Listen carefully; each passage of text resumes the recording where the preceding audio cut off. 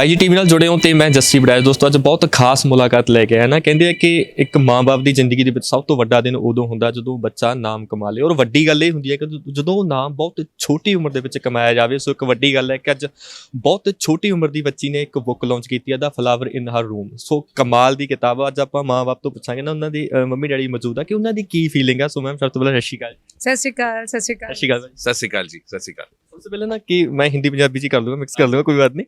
ਸੋ ਕਿੱਦਾਂ ਦੀ ਫੀਲਿੰਗ ਹੈ ਨਾ ਕਿ ਅੱਜ ਬੇਟੀ ਨੇ ਇੱਕ ਕਿਤਾਬ ਲਾਂਚ ਕੀਤੀ ਔਰ ਬਹੁਤ ਛੋਟੀ ਉਮਰ ਦੇ ਵਿੱਚ ਕਿਤਾਬ ਲਿਖੀ। ਔਰ ਮੈਂ ਖਾਸ ਗੱਲ ਦੇਖ ਰਿਹਾ ਨਹੀਂ ਕਿ ਤੁਸੀਂ ਛੋਟੀ ਬੱਚੀ ਨੂੰ ਨਾਲ ਖਾਣਾ ਖਿਲਾ ਰਹੇ ਸੀਗੇ ਨਾ, ਤੇ ਨਾਲ ਉਹਨਾਂ ਦੇ ਹੱਥ ਦੇ ਵਿੱਚ ਫੋਨ ਸੀਗਾ। ਅੱਜ ਕੱਲ੍ਹ ਦੇ ਬੱਚੇ ਮਤਲਬ ਫੋਨਾਂ ਤੋਂ ਨਹੀਂ ਕਿਨਾਰਾ ਕਰਦੇ, ਤੇ ਉਹ ਕਿੰਨੀ ਕੁ ਔਖੀ ਚੀਜ਼ ਸੀ ਨਾ ਕਿ ਉਹਨਾਂ ਨੇ ਬੁੱਕ ਲਿਖੀ ਆ, ਔਰ ਅੱਜ ਦੇ ਬੱਚੇ ਫੋਨ ਨਾਲ ਜੁੜੇ ਨੇ, ਤੁਸੀਂ ਕਿਤਾਬਾਂ ਨਾਲ ਕਿਵੇਂ ਜੁੜਿਆ ਉਹਨਾਂ ਨੂੰ? ਬਹੁਤ ਸਹੀ ਗੱਲ ਤੁਸੀਂ ਨੋਟਿਸ ਕੀਤੀ ਕਿ ਅੱਜ ਕੱਲ੍ਹ ਦੇ ਬੱਚੇ ਤੇ ਕਰੋਨਾ ਟਾਈਮ ਤੇ ਤਾਂ ਸਾਰੇ ਟੈਕਨੋਲੋਜੀ ਤਾਂ ਹੀ ਸਟਕ ਸੀ, ਬਟ ਕਿਉਂਕਿ ਇਹ ਖੁਦ ਵੀ 7 ਸਾਲ ਦੀ ਉਮਰ ਤੋਂ ਇੱਕ ਥੀਏਟਰ ਆਰਟਿਸਟ ਰਹੀ ਹੈ ਤੇ ਇਹ ਕਿਰਦਾਰਾਂ ਨਾਲ ਸਟੇਜ ਨਾਲ ਜੁੜੀ ਰਹੀ ਹੈ। ਸੋ ਇਹਨੂੰ ਪਤਾ ਹੈ ਕਿ ਕਿਸ ਤਰ੍ਹਾਂ ਇੱਕ ਨਾਟਕ ਇੱਕ ਕਹਾਣੀ 'ਚ ਕੀ ਫ਼ਰਕ ਹੈ, ਇਹਨੂੰ ਪਤਾ ਹੈ। ਜਿਸ ਤਰ੍ਹਾਂ ਨਾਟਕ ਇੱਕ ਲਾਈਵ ਹੁੰਦਾ ਹੈ, ਕਿਰਦਾਰਾਂ ਦੀ ਵਾਰਤਾਲਾਪ ਆਪਸ 'ਚ ਹੁੰਦੀ ਹੈ, ਇਹ ਸਾਰੀ ਚੀਜ਼ਾਂ ਇਹ ਬਹੁਤ ਬਖੂਬੀ ਸਮਝਦੀ ਹੈ।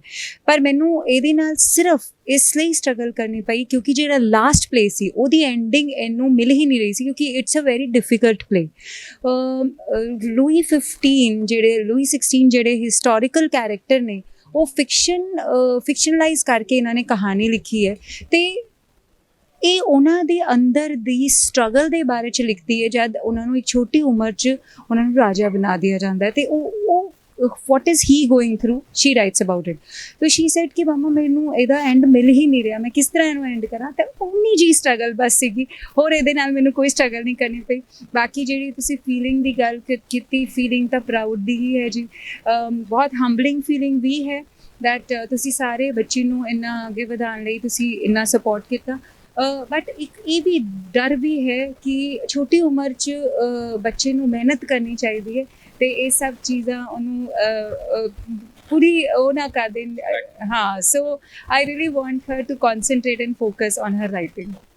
ਸਰ ਮੈਂ ਇੱਕ ਫਾਦਰ ਤੋਂ ਜਾਣਾ ਹਨਾ, ਕਿਉਂਕਿ ਇੱਕ ਫਾਦਰ ਦਾ ਕਹਿੰਦੇ ਨਾ ਕਿ ਬੇਟੀ ਨਾਲ ਸਭ ਤੋਂ ਜ਼ਿਆਦਾ ਲਗਾਵ ਹੁੰਦਾ। ਤੇ ਤੁਹਾਡੀ ਅੱਜ ਕਿੱਦਾਂ ਦੀ ਫੀਲਿੰਗ? ਆਪਾਂ ਪਹਿਲਾਂ ਵੀ ਗੱਲ ਕਰ ਰਹੇ ਸੀ, ਤੁਸੀਂ ਕਹਿ ਰਹੇ ਕਿ ਤੁਹਾਡੇ ਕੋਲ ਅੱਜ ਸ਼ਬਦ ਹੈ ਨਹੀਂ ਕੁਝ ਕਹਿਣ ਨੂੰ। मेरे पास तो शब्द है ही नहीं, रुलाओगे क्या? ਸਾਨੂੰ ਵੀ ਪ੍ਰਾਊਡ ਹੁੰਦਾ ਨਾ ਕਿ ਤੁਸੀਂ ਇਦਾਂ। बट जब निशा ने मुझे बताया कि वो लिखना चाहती है और लिख रही है, मेरे को दिमाग में था कि जब ये लिख लेगी और इसको आगे चल के किस तरह से बढ़ावा देना है, that was the important part. और उसके बाद जब मैंने बुक पढ़ी, इसने बुक के अंदर पूरा स्टेज शो भी बना दिया है उसका, जो निशा इनैक्ट करवा रही है 2 सितंबर को मिनी टैगोर थिएटर में। कि अगर आप बुक पढ़ेंगे तो उसमें ये भी लिखा है कि स्टेज कैसे बनेगा। ये इमेजिनेशन, ये सोच, ये विचार बहुत जल्दी नहीं आता, और स्पेशली एक 15 साल की बच्ची के अंदर। तो वो देखकर और वो पढ़कर मुझे इतना प्राउड फील किया, और आज ये चीज़ सोचकर समझ के मैं इसको यही बोल रहा हूँ कि आगे और लिखो।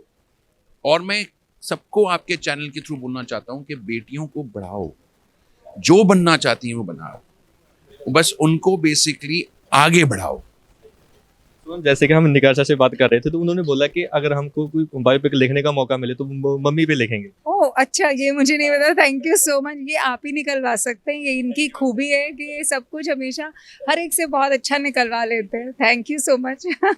तो बेटी माँ की हुई फिर। नहीं मतलब उन्होंने बोला ना कि जैसे जी एक राइटर है ना, तो मतलब इनसे सीखते हैं वो ना। सो जैसे हम पहले मुलाकात इनसे किया, बहुत अच्छा लिखते हैं, ये भी तो एक झलक होती है ना। नहीं, हाँ। वो तो जीन्स होती हैं। जैसे मैं एजुकेशन से रिलेटेड हूँ, मैम थिएटर से रिलेटेड है, तो एक इन्फ्लुएंस तो आता ही आता है, और वो इन्फ्लुएंस इंस्पिरेशन में बदल जाए, उससे बढ़िया कोई बात ही नहीं है। ਜੇ ਤੁਸੀਂ ਕੌਨਫੀਡੈਂਸ ਉਹਦਾ ਸਟੇਜ ਤੇ ਦੇਖਿਆ, ਉਹ ਸਭ ਕੁਝ ਜੀਨਸ ਉਹਨੇ ਇਹਨਾਂ ਤੋਂ ਲਿੱਤੇ ਨੇ, ਬਿਕਾਜ਼ ਉਹ ਇੰਨੀ ਜੀ ਸੀ ਛੋਟੀ ਜੀ, ਜਿਹੜੇ ਛੋਟੀ ਵਾਲੀ ਹੈ, ਉਹ ਤਦ ਤੋਂ ਦੇਖੇ ਕਿ ਕਿਸ ਤਰ੍ਹਾਂ ਪਾਪਾ ਨੇ ਸੈਮੀਨਾਰਸ ਕੀਤੇ, ਕਿਸ ਤਰ੍ਹਾਂ ਉਹਨਾਂ ਨੇ ਐਜੂਕੇਸ਼ਨ ਨੂੰ ਆਗੇ ਲੈ ਕੇ ਗਏ, ਹਮੇਸ਼ਾ ਉਹਨੇ ਦੇਖਿਆ ਤੇ ਸਿੱਖਿਆ। ਸੋ ਇਹ ਜੋ ਕੌਨਫੀਡੈਂਸ ਟੁਡੇ ਵਾਟ ਸ਼ੀ ਸੌ ਵਾਸ ਹਿਮ। ਉਹਨੂੰ ਮਤਲਬ ਕਦੋਂ ਪਤਾ ਲੱਗਿਆ ਨਾ ਕਿ ਉਹਨਾਂ ਨੇ ਲਿਖਣਾ ਸ਼ੁਰੂ ਕਰ ਦਿੱਤਾ? ਕਿਹੜੀ ਇਦਾਂ ਦੀ ਪਹਿਲੀ ਚੀਜ਼ ਸੀ ਜਿਹੜੀ ਉਹਨਾਂ ਨੇ ਤੁਹਾਨੂੰ ਸੁਣਾਈ, ਤੁਸੀਂ ਕਿਹਾ ਵੀ ਕਮਾਲ ਆ ਨਾ? उससे छठी या सातवीं 6 या 7 क्लास में थी, एक छोटी सी कहानी लिखी जो बड़ी ही बड़ी इंटरेस्टिंग कहानी थी। सो मुझे ऐसे लगा कि इसका जो लिखने का जो ट्विस्ट, एक कॉन्फ्लिक्ट लिखने में चाहिए, वो इसके पास है। तो मैंने उसको सिर्फ ये कहा कि बेटा अगर और नहीं लिखना तो और पढ़ो, तो और पढ़ना बहुत ज़रूरी है और लिखने के लिए। उसके बाद से जब स्क्रिप्ट पढ़ती थी, हर स्क्रिप्ट जो मैंने घर में लेकर आनी, लिखनी, वो इसने पढ़नी, इसकी भी अपनी स्क्रिप्ट्स होती थी, स्टेज से थिएटर से वापस आती थी। तो इसकी कहते हैं ना कि वो पढ़ा जाए जो लिखने लायक हो और वो लिखा जाए जो पढ़ने लायक हो, तो वही इसकी पॉलिसी है। और 6वीं 7वीं कक्षा में मुझे ये पता चल गया था कि बहुत अच्छा लिखेंगी। तो कोरोना टाइम्स में इनको वक्त मिला तो इन्होंने लिख दिया।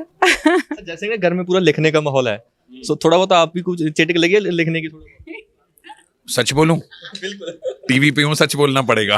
ओके, मुझे अगर 3 लाइनें पढ़ा दो तो नींद आ जाती है मुझे। अच्छा, ये कह सकते हैं कि जब आप काम पे थके टूटे आते हो तो मैम आपको सुनाती है तो आपको नींद आ जाती है? मैम के जितने भी प्लेज होते हैं, और ये निकाशा ने भी जब बोला कि मैं पापा सुना दूं आपको, मैंने बेटा कल कर लेंगे। कभी ऐसा हुआ है ना कि मैम ने आपको कोई ऐसी शायरी व शायरी सुनाई हो जब आप घर में ऐसा माहौल बना होता है, ये भी लिखते हैं, बेटी भी लिखती है, कोई ऐसा हुआ है कभी? मैं एक कहानी, सच्ची कहानी बताना चाहता हूँ आपको कि जब निशा ने लिखना शुरू किया, तब हम यहाँ पे 22 सेक्टर के चौराहे पे थे और मैंने उसको बोला ये वृक्ष है, अगर लिख सकती हो तो इस वृक्ष को देखो और एक कविता लिख दो। 2 दिन बाद वो कविता मेरे सामने थी। तो मैंने बोला निशा, चाहे मुझे लिखना आए ना आए, तुम जरूर लिखना शुरू कर दो।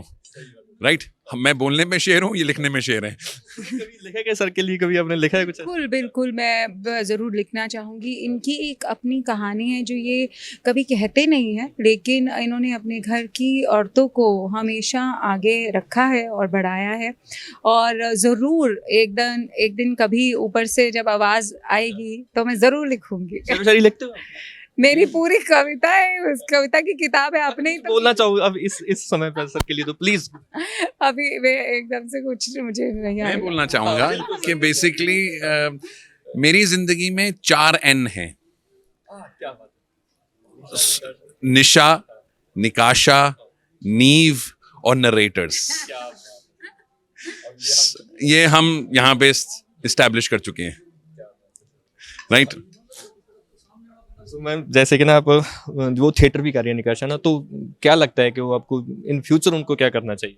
आप अगर 2 तारीख को आएँ तो आप देखेंगे कि जो कहानियाँ उन्होंने लिखी हैं वो स्टेज पे भी उनका एक छोटा सा पार्ट हमने रखा है। वो स्टेज पे एक्टर्स के साथ एक्ट भी करेंगी और मैं चाहूँगी कि वो अपने दिल की आवाज़ सुने और वही करे जहाँ काम करते करते वो थक ना जाए। सो एक बड़ी वेकेशन हो उसकी ज़िंदगी, क्योंकि जब हम वो करते हैं, जैसे हम वो करते हैं जब जो हमें पसंद है, तो हम ना हमें खाना याद आता है, ना भूख लगती है, ना नींद आती है। तो बस एक बड़ी वेकेशन है ज़िंदगी। उसी की तरह मैं ये चाहूँगी वो अपना दिल की आवाज़ सुने। Thank you so much. जैसे कि हम भी बहुत कुछ सीखेंगे आपसे, है ना, कि आपने कैसे कितनी अच्छी शिक्षा दी कि आप चंगे रास्तों पे उनको तोड़ा। क्या कहना चाहिए? जस्ट लिव लाइफ, जिंदगी जियो और पैशन को फॉलो करो, और वाहेगुरु और महादेव आपके पीछे हैं। Thank you. Thank you.